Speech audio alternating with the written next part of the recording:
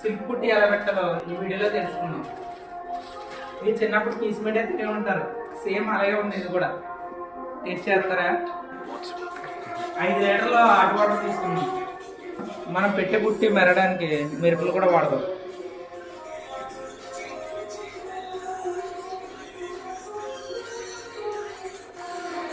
మనం తెచ్చుకున్న ఈ సిల్క్ పుట్టి, అదే మన పీస్ మిఠాయి, దీంట్లో కలిపేసుకుందాం.